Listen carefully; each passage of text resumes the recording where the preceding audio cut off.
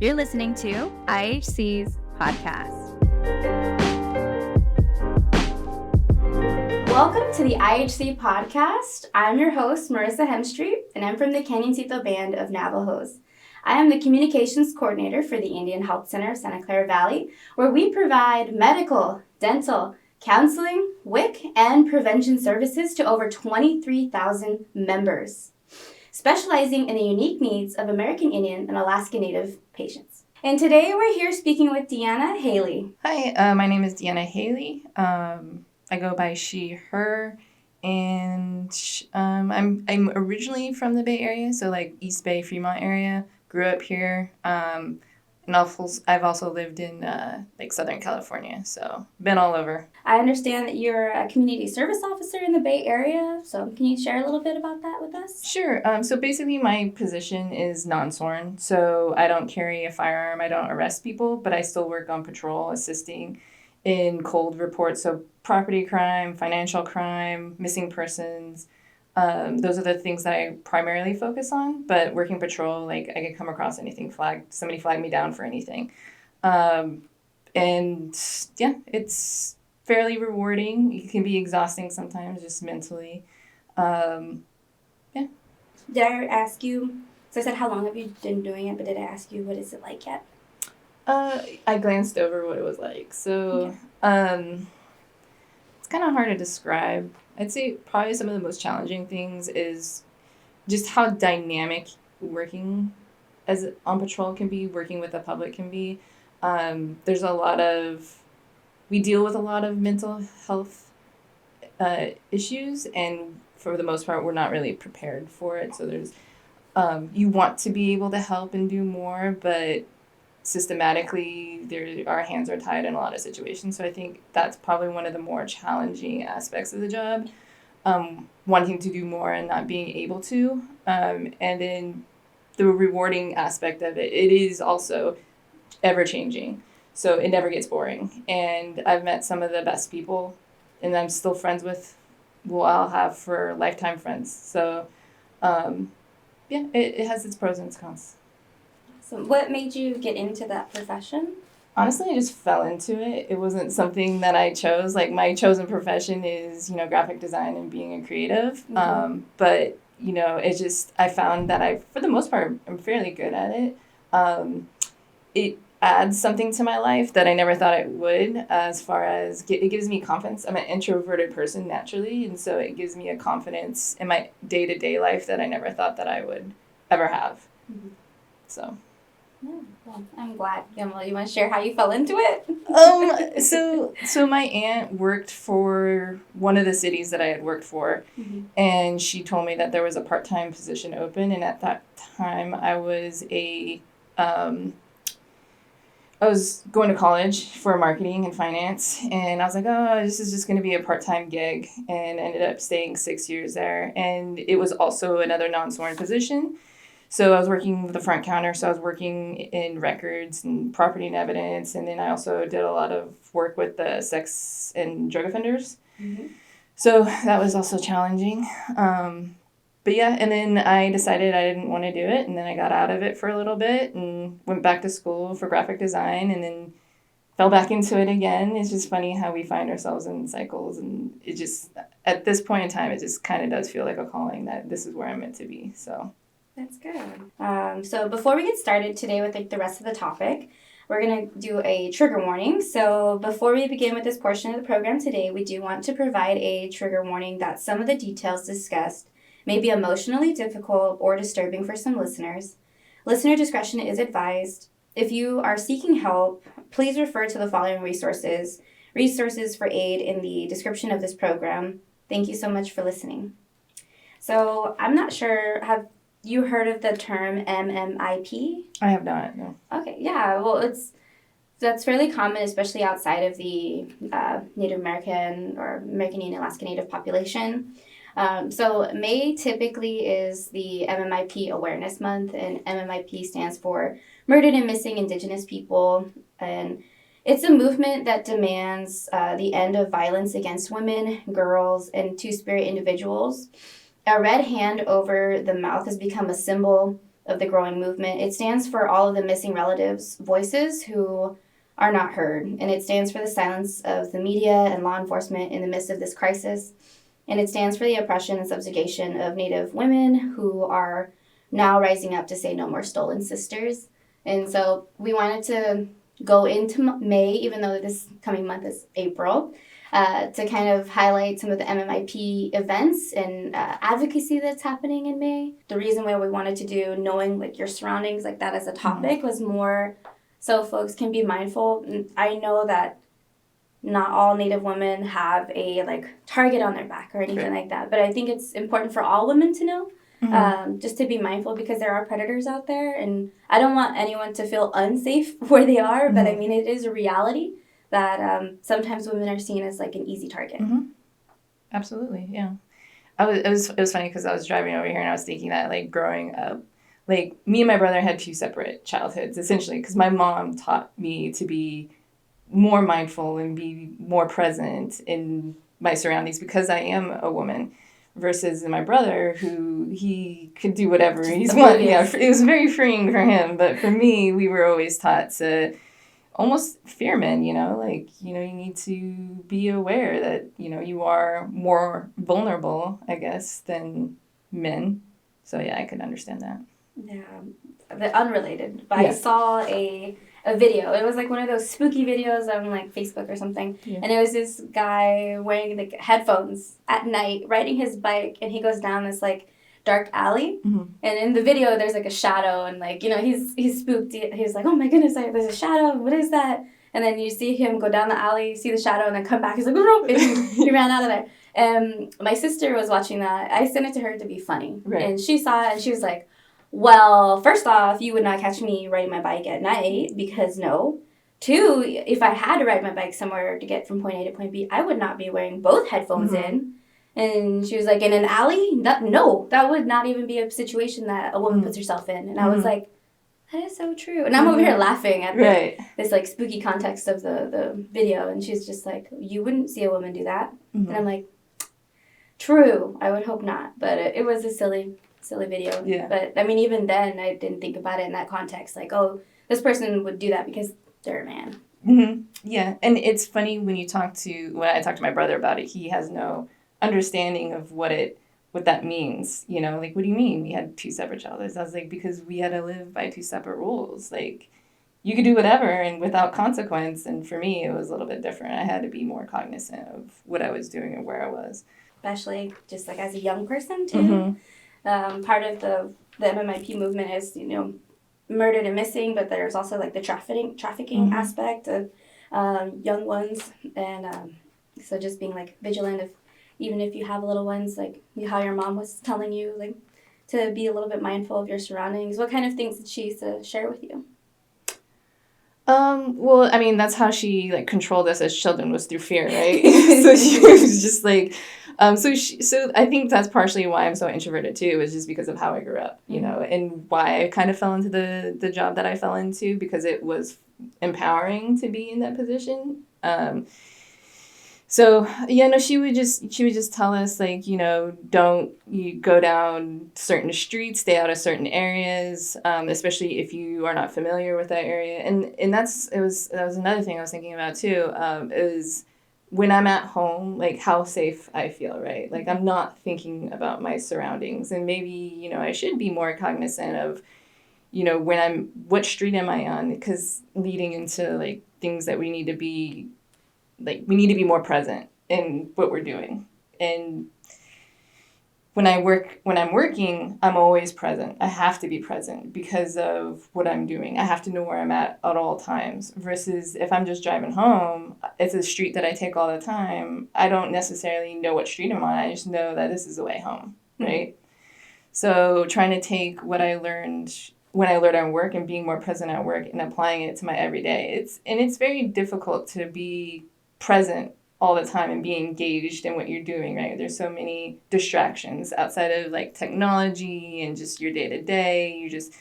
We've become more complacent in not being engaged as much. And I think that's something that it is very hard to re-engage myself, you know, in what I'm doing. Yeah. especially like, in like a new area. I wouldn't be able to tell anyone what the name of the street signs were. Mm-hmm. It's just like, I just know I made a left here. Exactly, yeah. No, and like I've lived in Fremont for 30 years and I can barely tell you the street that I live on. I just know how to get there. You make a right at the Arco station at the corner and that's how I get there, yeah. The landmarks. Exactly. So just being more aware, essentially. Okay. Let's see. So while we get to stand together against violence, it's also important for us to work towards prevention. Why we've invited you here to talk today was just about the importance of knowing your surroundings. So what are some things that you do to stay aware of your own surroundings? So I don't know if you've ever experienced this, but sometimes like when you're driving home, like you're like, how did I even get here? You just automatically find yourself at home. Like Yeah. I have that issue sometimes too. And if I find myself drifting, like in thought or just not engaged in my surroundings, I'll find a way to re-engage myself. Okay, where am I at right now? What direction am I going in case something happens? You know, not necessarily anything nefarious, but like a collision or whatever, and I have to describe like where am I at? I need to know, right? So just paying attention to the vehicles around you, like is there anybody acting weird? And just learning to trust your gut feeling. There's, you know, your gut feeling's there for a reason. You've had it. It kept you alive thus far, right? You got to remember to trust it and to not be afraid to call for help. Or because I think some people too think that, especially when it comes to a collision or whatever, they just automatically assume the person next to them is calling for help. And that's not necessarily the case. Everybody kind of has that same mindset, you know, like, oh, somebody else is taking care of it. Or, you know, or even if you are the second or third person calling it in, like, it's important to have, because maybe you have information that the other person didn't supply. Maybe you're a better witness, you know, so it's important to also be engaged in your community. Mm-hmm. So, and that was funny too, talking about being engaged in your community, just your own social circle.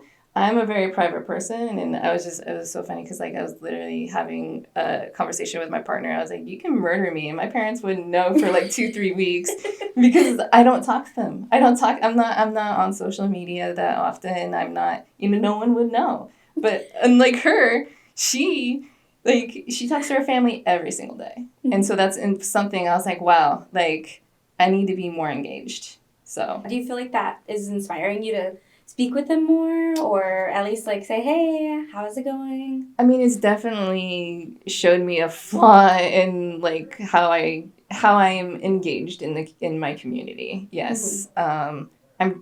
It's not like I have a terrible relationship with my family whatsoever. It's just that's just kind of, I always keep things close to me, right? So mm-hmm. I'm not naturally somebody to go out. So this in general is like a big step for me to going out and speaking. Mm-hmm. So yeah, no, it's definitely something that I'm thinking maybe I need to have somebody else in my circle besides my partner too, because mm-hmm. you know, not saying that I have a terrible partner or anything like that, but like 90% of the time you're talking to them. Yeah, you will not just that is that if something happens, it's usually a partner, you know. Mm-hmm. So having somebody else outside is also good to have, expanding your circle. Mm-hmm.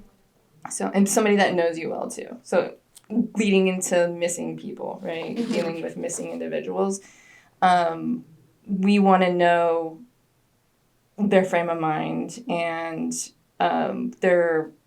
if they're on social media, right? And mm-hmm. like having somebody have the access to get into your social media to outside of you is also good. Mm-hmm. So that we can see, you know, what's going on. So yeah, it's just things to consider.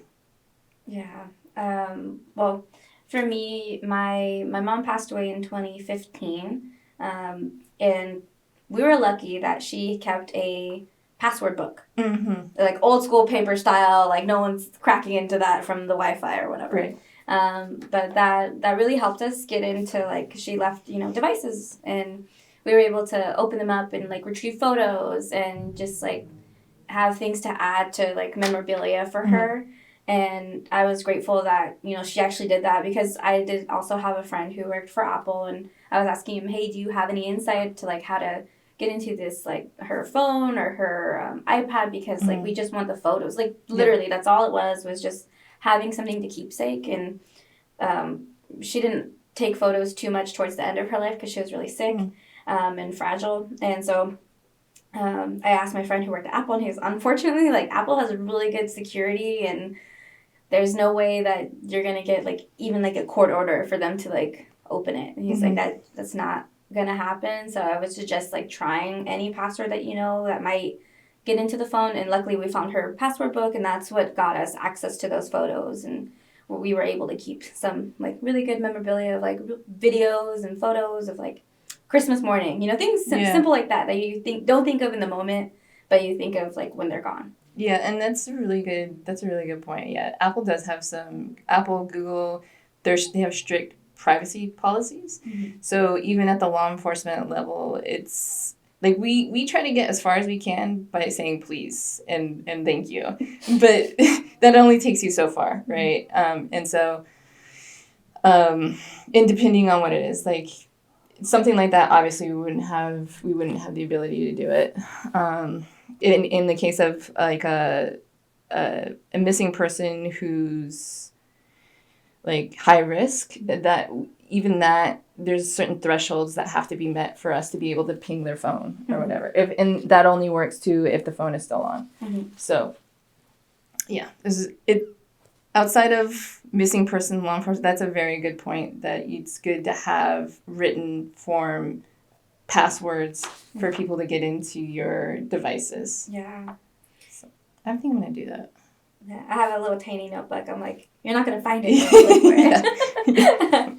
But I have a tiny notebook. And my sister, my younger sister that I'm really close with, has a pretty good handle on, like, what passwords I use, and vice versa, because we've dealt with this issue before. And I wouldn't want someone to feel like they couldn't access my photos of, like, myself or any videos that I've taken. And it's so strange to think in that way, like, oh, well, when I'm gone, they need to be able to access these things. But because we've already faced that reality, it's something that we're mindful of. And then in another instance, I was walking home from the club, and on our way home, me and a few of my friends, we found a young man passed out in the middle of the road, and he was actually hit by a car.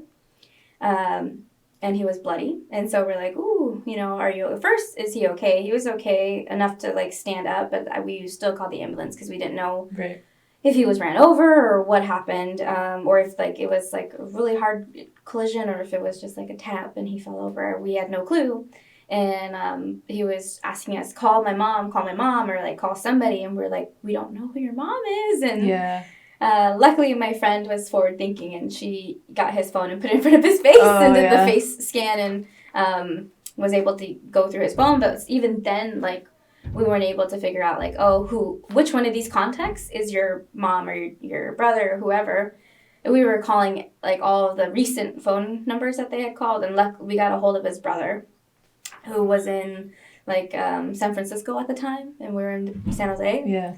And he's like, I can't be there right now, but, you know, if you want to call the ambulance for him, please do, like, and I'll check on him tomorrow or something. But it was just, because of that, even more forward thinking, now I have a password book, and then all of my contacts on my phone are listed by how I know them. So my partner, I have him as boyfriend. My sister, I have the name sister, like, because I'm like, what if something happens? I don't know. Yeah, and I know Apple, too, like, they have emergency contact. So I have my partner listed as my emergency contact for the longest time, too, because we were living out of state, and she was my only contact. But, yeah, it's important. That's a really good, that's also a fantastic suggestion. But it's scary that we have to, you know, implement these things in our life, but it's ultimately so people can know something's happened. Right. Well, I'm learning tips. Yeah, I'm learning tips. Now I don't feel so bad for talking to my sister almost, like, every day. No. That's great to be so grounded and to have somebody like that you can, you know, if something goes wrong, like, this is who's gonna be my advocate, my voice. So I like that. Staying in touch with, like, this, if anything, it's giving a reason to reach out to friends, to family, try to be a little bit more present in their life, so that way if something happens to you, they'll know outside of your partner. Not saying that your partner would be the one to hurt you. Yeah. But like you were sharing in a lot of these situations of like people going missing or murdered, like the partner is usually the first suspect. Yes. Yeah. 100%. Yeah. Do you have any recommendations of things to do for women in order to be mindful of their surroundings, like other than reaching out to family, friends more often, so that way they can be aware if something happens? I think we all do this. I can't say we all, but I think it's like a common thing. Like if we're going on dates or somebody we've never met before, we tend to reach out to somebody and say, hey, this is who I'm going to be with. Or what's great now is you have the share my location. Mm-hmm. So we tend to, I'll always share my location if I'm going somewhere new or if I'm traveling late at night. I used to travel quite often from the Bay Area to LA, and I would be leaving at 10 o'clock at night, and I would have to pass through, desolate areas at 1, 2 a.m. And I'm thinking to myself, okay, if my car dies, where am I going to go? So having somebody to check in on you, call you frequently, hey, where are you at? Are you good? Yeah. Mm-hmm. Sharing the location. Hey, if you don't hear from me from this amount of time, please try to contact me. So yeah, it's always having that second person, that's it's always good to have too. Or if you're walking home at night and you get that spidey sense feeling in the back of your head, you're in the back of your neck and you just feel like something's off, right? And you're walking to your car or whatever. I'll call somebody. Be like, hey, I'll be just so that person knows somebody's expecting me. If they are following me or if they are getting any funny ideas, just letting them know, hey, somebody knows I'm supposed to be somewhere. So that's kind of some of the things that I do personally. Nice. I think same here, especially like you said, walking alone at night. Typically, I haven't found myself in that position recently just because no reason to be walking alone by myself at night. But mainly for me, it's in the morning because I'll go to the gym and because of the time change, 6 a.m. is kind of dark and your girl's a little scared, especially going from the car because, people work. So in the morning, there's a lot of folks at the gym. And so sometimes I'll get lucky and get a spot right in the front of the building where the staff can readily see the car. And I'm like, cool. But other times it'll be super busy. And I'm like, oh, well, dang, I have to park near the back of the parking lot. I'm like, don't mess around. Let's just go. And then I'm not running, but I'm like, I have a straight path from my car to the gym and the gym door. And I'm like, I'm not messing around. I'm not walking through cars. Right. I'm not trying to park next to a van. Yeah, no. Even though it's stereotypical. Now that there's this whole van life movement going on too. So not everybody who drives a van is scary. They might be living in there. You never know. But I also try not to park next to those things because I'm like, nope, don't open the door, don't snatch me up. I mean, that's a very good point too of just being aware of where you're parking, right? Is it well lit? If I need to scream out don't underestimate to using your voice for help, So if I scream out, who's going to be around to hear me? Being aware of the vehicles that you're parking next to, is my view from people is it going to be obscured? Am I next to a freeway or highway? That's something to just being aware of. So typically speaking, when it comes to mostly property crimes, they tend to happen near freeways on ramps and off ramps just because it's easy access to get in and out. So just being aware of your overall surroundings of where you're at. Okay. Yeah. I think where I park in the morning for the gym, there are a lot of construction workers having their breakfast. So I know if I scream, I got a bunch of older Hispanic guys eating their breakfast, and they'll be like, "What's going on?" Yeah. And also knowing the demographic of the folks near you, so that way, not everybody speaks English. Try to learn how to say help in other languages. I was joking around one time after watching Drag Me to Hell. I don't know, have you seen that movie? I haven't. It's a really old scary movie. It's kind of silly. But in the movie, they have a lot of scenes where there's people speaking Spanish. And as a kid, I didn't grow up speaking Spanish. So, I was like, oh, the lady was over here. Ayúdame. And this older Hispanic lady, dove for me and was like, what do you need help with? And I was like, I was making fun of a lady from a movie. I'm so sorry. And she's like, don't you call out for help if you don't need help. Oh. Yeah. And I was like, I'm never going to say help me Yeah. unless I actually need help. But it was nice to know that mama would have came to my rescue if I needed it. Yeah. That's also a good advice, too. I need to be, again, more engaged in my community and knowing my community. So, look at you. Language. What languages do you speak? I don't. That's okay. that's part of the problem. Yeah, that's part. I mean, I speak sign language, but that's not going to really help me in a situation where I might need to shout. For help. Yeah. So earlier you had mentioned something about like not like if something's happening in the area where you feel like maybe the person next to me is going to call or for help or things like that. So I learned in my psychology class, so we were taking like adult pathology at State, and one of the things that they talked about was the bystander effect. And like, have you seen that like happen?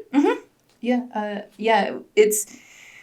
there was one incident where it was a pedestrian that got struck by a vehicle, and everybody just assumed that the next person was calling, and we only had one call, and it was 7 a.m. and there was tons of traffic, and we know that there were additional vehicles or additional witnesses.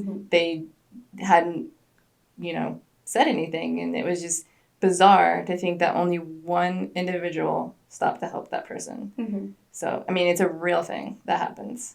So, and honestly, I understand that feeling, right? You don't want to feel like you're clogging up the 911 lines, right? But there's a chance that you might be the only person calling in. So it's important to act on that initial feeling and to not talk yourself out of it. Yeah. There was, like you were saying, how a lot of these things happen, like when you're talking about like burglaries or crimes that happen in like residential areas, like how they happen near the freeway. There was an older gentleman who set a tree on fire or like a bush, but it was on the side of a house. And so I was like, oh no, fire. I hope somebody called. And I was like, wait, nope, the bystander effect, that means you got to call. So I called, and luckily I was like the third or fourth person who called, and I was like, thank goodness, because I mean, I wouldn't want, one, this older gentleman to die by fire, but then two, whoever else is in the home, you don't know who's in the house. Legit, that just happened to me this week. Legit, that same scenario happened to me. I was driving on my way to work. It's like 5 a.m. and big old tree on fire from an encampment next to a house. And it was, and I pulled over and called, and I think somebody else behind me did the same thing. But your adrenaline is going, right? And so because it's in where I live, I'm not very cognizant of like, I mean, I knew the street I was on, but I wasn't very aware of the cross street. Yeah, and I'm also trying to get used to the southbound, westbound, or whatever direction bound. Yeah. And I'm like, oh no. The operator was like, which on-ramp was this for? I was like, it's for the 280. But she's like, which way is it going? I was like, it's the entrance on 10th Street. Yeah. No, that's a real thing. Yeah. Like when we're training on patrol, like it's one thing to be in a confined, controlled environment and trying and learning. It's another to have a bunch of adrenaline pumping through you and trying to put out radio traffic and where correct and timely manner, very important, right? Especially in an emergency situation. So they create an environment in which they stress us out and then drive us around and then ask us where we're at, so that they want to teach us to always have our head on a swivel. Like, what street am I at? What's the closest cross street? And if you don't do that, then like, okay, what business or where am I at? So I do not apply that to my everyday life, which I need to. So yeah, it's crazy how complacent that we can get and comfortable we can get. And then too with GPS, half the time we don't really need to know. We just, put it in our left, GPS. right, left, right, straight. Exactly. U-turn, things like that. Where are you at? I'm going to straight. Going wherever the maps tell me to go. Yeah, so that's good. Especially like with areas that you drive through a lot. like it's like you were saying, it's easier for us to know but not to like explain. So maybe just looking into where you live and see what's the name of the street that you're always on, so that just in case. Yeah, or finding other ways to get to your house too, right? Or is there another way to get there if something happens, like if the road closes down? Like, how else are you gonna get there? Because there have been times where I'm doing traffic control and people are upset because I live right there, and like, you know, I've lived here for 10 years and, you know, I only know one way to get there. And I was like, oh, well, having multiple routes is also good too in an emergency situation. Awesome. And then I remember earlier you were talking about, it's called a Marcy's card? Yeah. So Marcy's Law and Marcy's card, basically, anytime there's a victim and I'm taking a report, we should be giving out these resources to victims. Not all of the resources apply to each of their crimes, but it's especially when, you know, you're a victim of a crime and it takes a while for things to process. It's very traumatic, and you're just bombarded with information. Knowing where to find that information to help is important. So I think I can guide you to the link, and it provides you with a bunch of resources. It could be monetary, it could be for legal, all sorts of resources. Okay, awesome. And then, so is there anything else that you wanted to add or like touch base on? No, I think this podcast was very eye-opening for me, just like knowing how no one's impervious to being a victim. Like, it can happen to anybody at any point in time. It's just learning, like, how are you going to deal with it is like, you don't know until it happens, essentially. And just trying to be as prepared as possible. So awesome. Well, thank you so much for joining us, Deanna. IHC is a part of a community-wide response and action with collaborators throughout the South Bay and beyond. To learn more about our efforts, you can visit IndianHealthCenter.org. So some upcoming events to keep an eye out for are on May 30th at West Valley College. We also have an event with San Jose State University on May 8th, and as well as we have one more event with the county on May 23rd.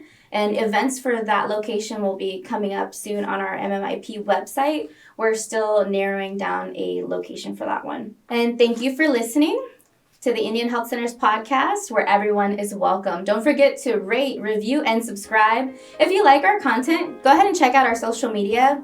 And our handle is @IHC San Jose. Thank you.